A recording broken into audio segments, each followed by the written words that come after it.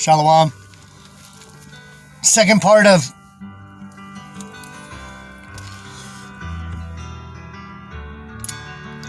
street preaching.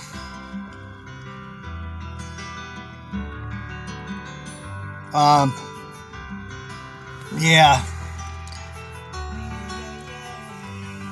All praises, honor, and glory to our Heavenly Father, the only begotten Son, and the Holy Spirit. Yahweh, Hashem, Yahweh Shai, Yeshua, and the Rekah HaKodash. The Holy Spirit gives us this power, wisdom, knowledge, ability, and motivation to feed the lambs of Israel.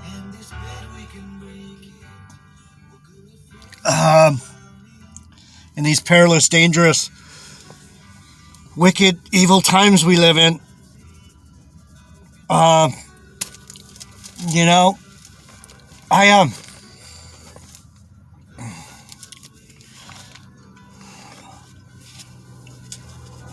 tend to get distracted real easy because when I'm looking at things, I started looking into a couple more things because I wanted to make sure I finished the message strong. And all of a sudden I found myself in Revelation pondering on these Slakia brothers.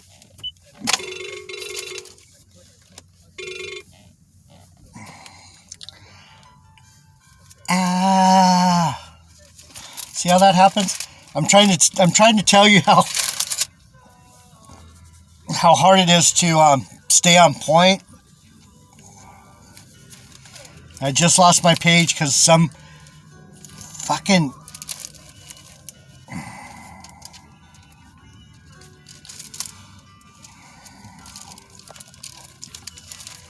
robocall.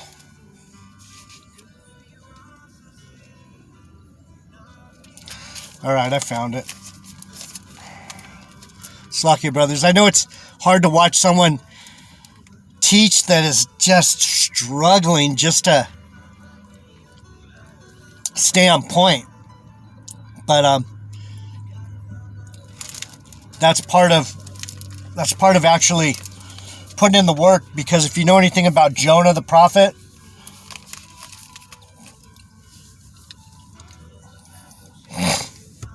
he had a really difficult time doing what the Lord said. He even ran. So don't think it's strange that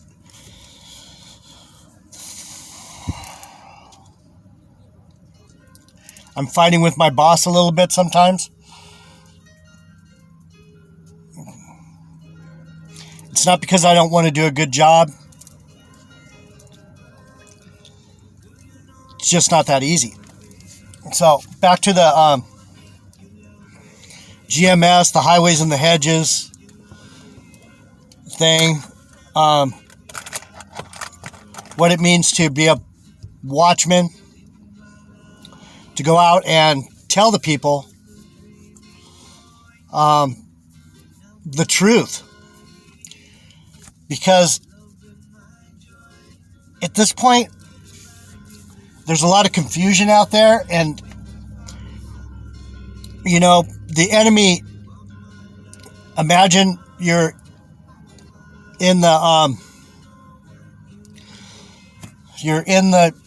temple and the walls are surrounding, and you're inside and you're minding your business, going about your way, and the watchman's up there and he's all, east side is filling with 100 men.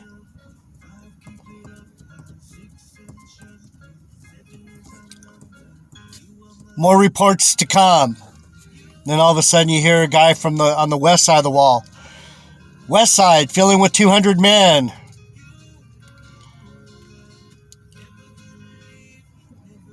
Keep you informed. And the enemy is moving against you, but it's not dire at this point, but you're trying to figure out when is it dire. So for me as a watchman, I feel like all I can do is speak of it,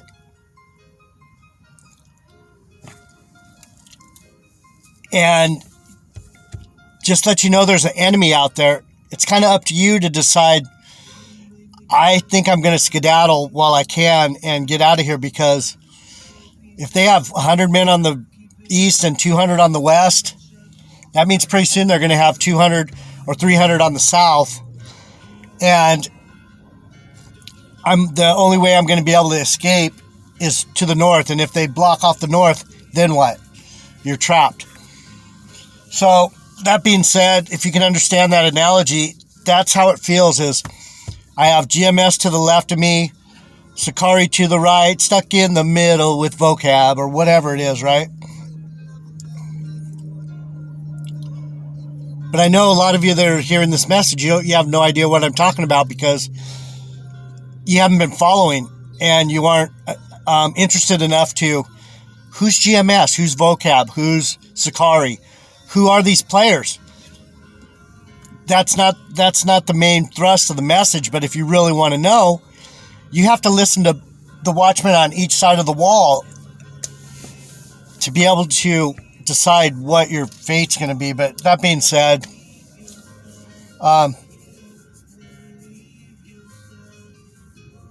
as long as I keep doing what the Lord wants, I'm good. So, all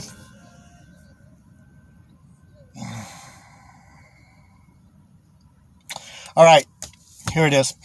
Teachings on prayer. So when I pulled up, I was looking into prophesying on the streets. So prophecy and prayer are two different things for the most part, right? But why would it be that when I asked the Google scriptures on prophesying on the streets, want to find out about these corner boys, what's the Bible really say about ganging up on the streets and yelling at people and teaching, but also preaching, also praying on the streets? Anyhow, so it gave me Matthew 6:5. Matthew chapter 6 verse 5, and it reads, Teachings on prayer, verse 1 or verse 5 of Matthew 6. Salakia, brothers. And when thou prayest, thou shalt not be as the hypocrites are. And the hypocrites is pretenders. Ooh.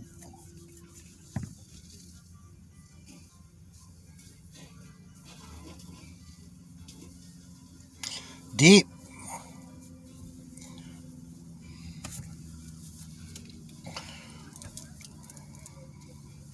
So if you're following me, you probably are thinking the same thing I am.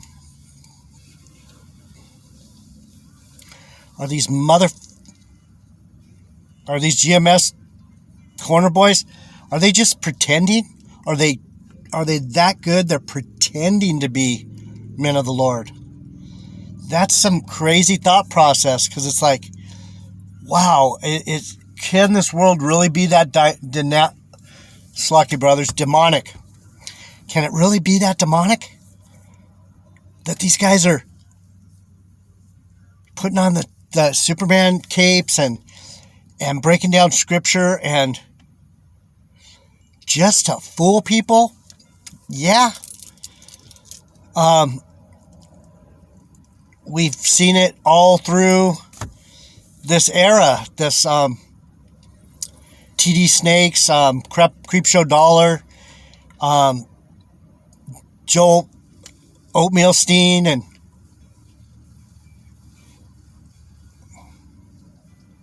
so when we think of these hypocrites, these pretenders, they're just a new breed of pretender. See, these are the things that I'm searching out.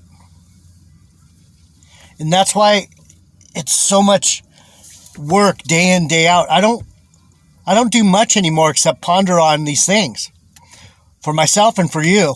So to not have any regard from people, this work I'm putting in,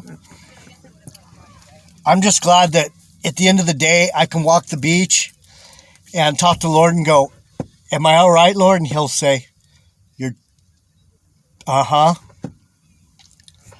So when you pray, thou shalt not be as the pretenders are, for they love to pray standing in the synagogues. That's these plantation Christianity, prosperity doctrine teachers that are out here. Pastor Feelgood, Pastor Chicken Winter Chicken Dinner, Salakia. For they love to pray standing in the synagogues and in the corners of the streets, and so that they may be seen of men. Verily I say unto you, they have their reward. It sounds like these Hebrew Israelites to me. And when they pray, or when you pray, you shall not be as the pretenders, the hypocrites are, for they love to pray standing in the synagogues and in the corners of the streets, that they may be seen of men. Verily I say unto you, they have their reward.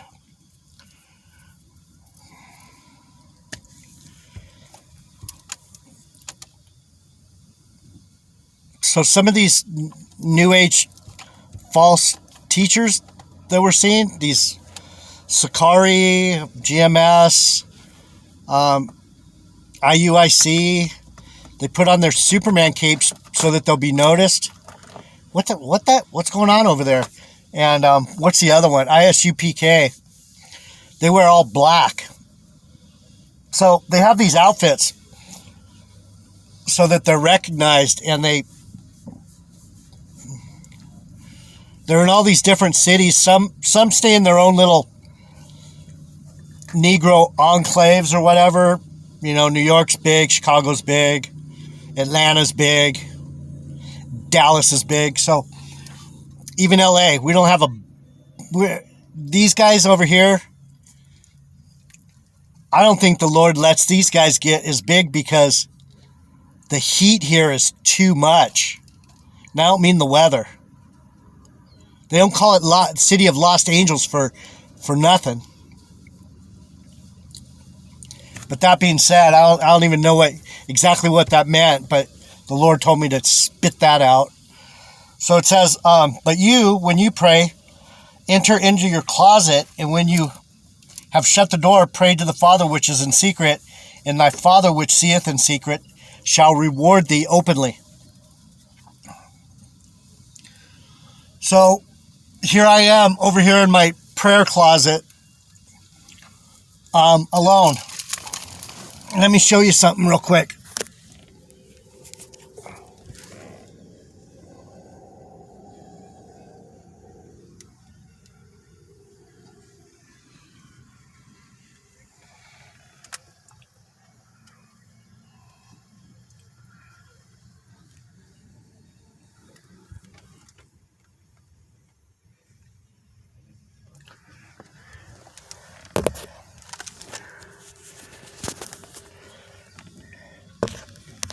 This is the way I rock it. Just like the Bible says. So, I always wondered why I didn't want to meet up with these guys and go, hey, I'm a Hebrew Israelite too. I wanted to make sure my doctrine matched theirs before I started standing out there. I wanted to be able to defend myself in a way that wasn't obnoxious and dangerous and unedifying. There had to be something really good about doing that, and the Lord kept telling me, I said, should I do that? And he's like, no answer. Ask him a few days later, a week later, should I go do that? No answer. When he doesn't give you an answer, he's like, you're going to have to figure that one out for yourself, sonny boy. And so I figured out for myself that these Negroes don't like me. They don't like me. Just because I don't look like them. They don't have no white boys standing with them. They don't have no speckled birds. They claim it, they say it with their mouth, but they don't do. And the Bible says something about that too. Woe unto you who say but don't do.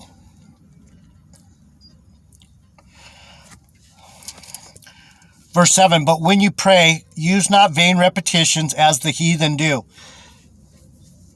If you notice, these bug outs say the same shit over and over and over and over and over and over.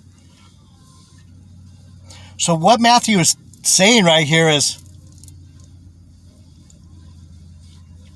if they're not moving forward, they're standing on a fucking shaky rock that's going to tumble off that hill.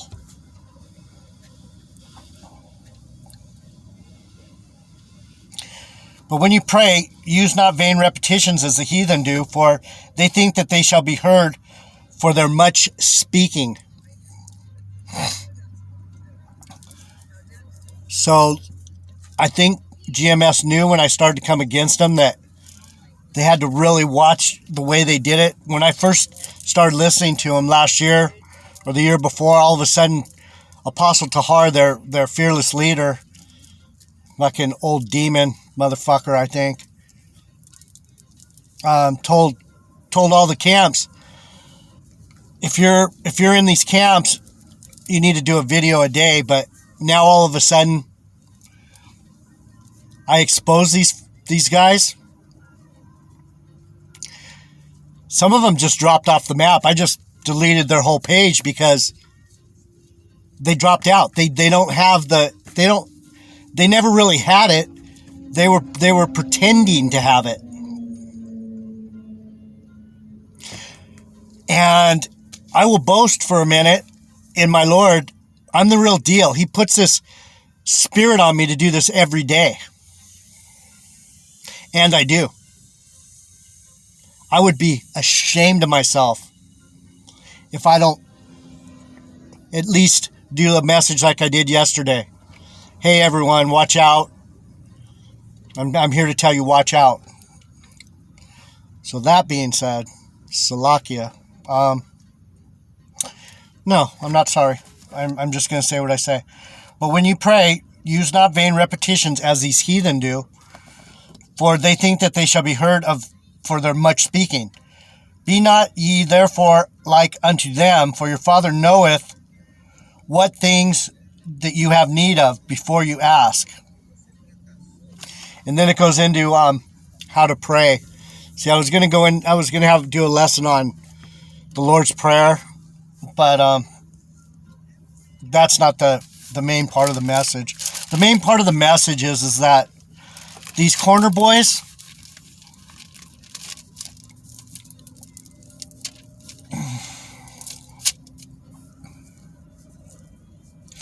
there's nowhere for me to find edification. There is nowhere for me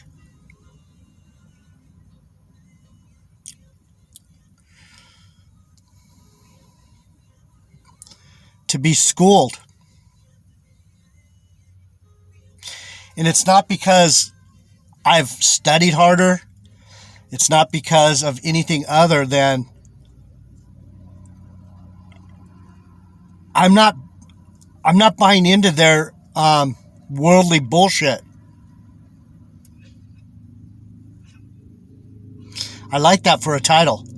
Not buying into their worldly bullshit.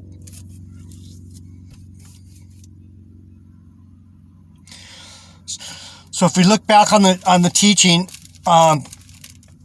we went from Matthew, hedges and highways. Oh, shit! I didn't finish the last Let me see what I got. 20 minutes. I have just enough time.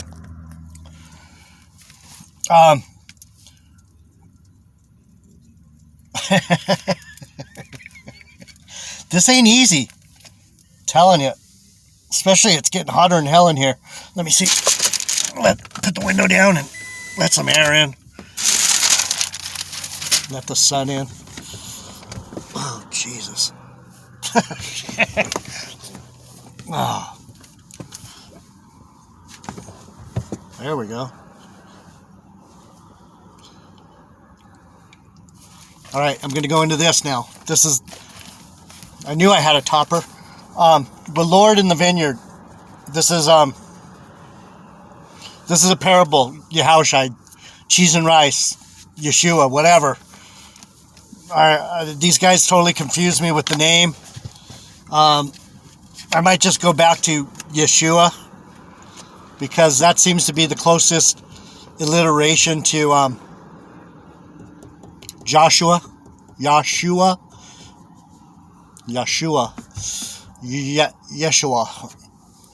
Yahushai, Yahweh.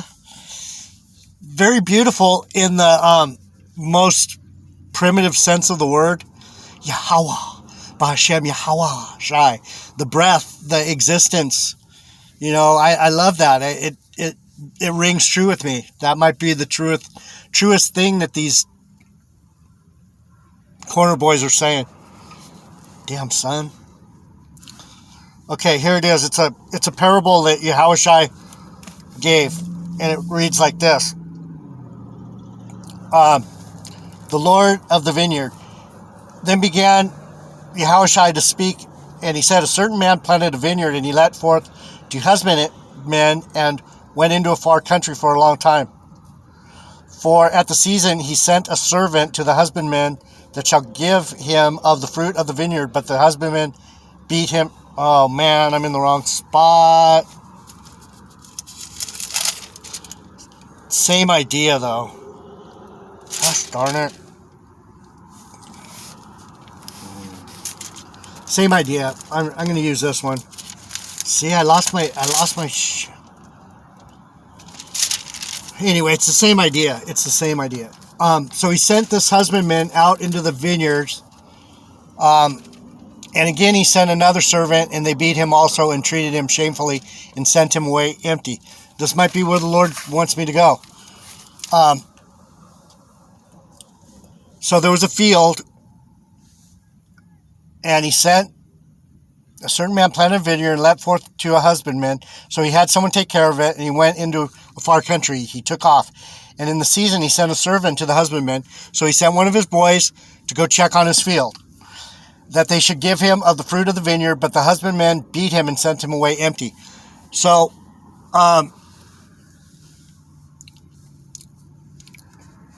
we have this vineyard here, this fruit, and instead of giving this fruit out to the guy who owns the land, which is the Heavenly Father,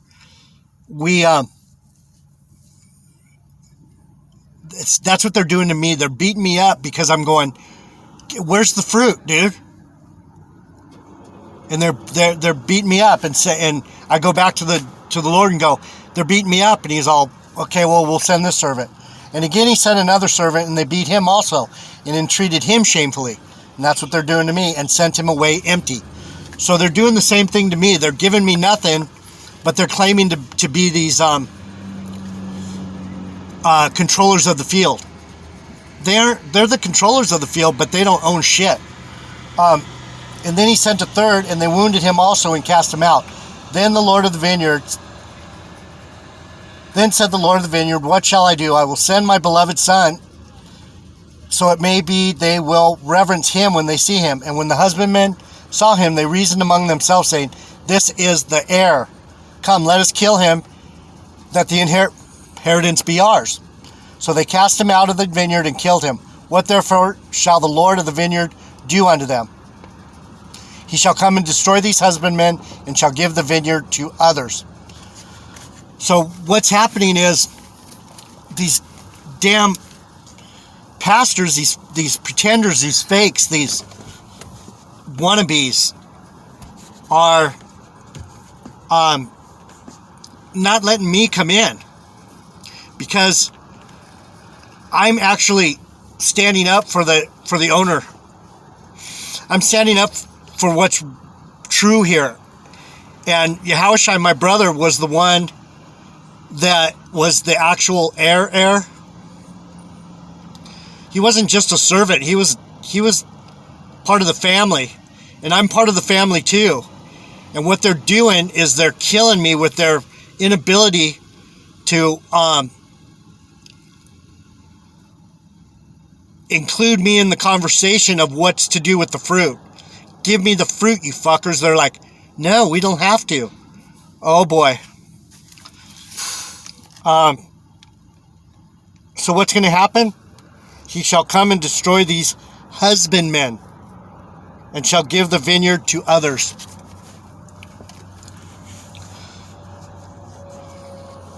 I'm just going to drop something right now that I'm not sure, but I'm thinking this is where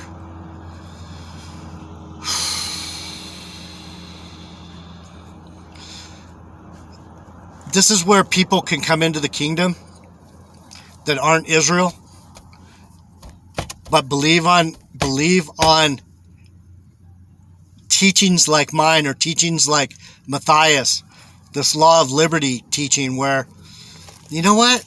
Just because you're Israel doesn't mean you get everything.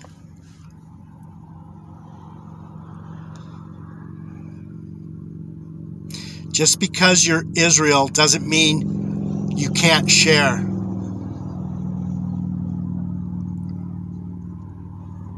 All praises, honor, and glory to Yahweh Ba'Shem Yahushai. Salakia, brothers, there was a better verse that I had in Luke, and I'm not sure where it went.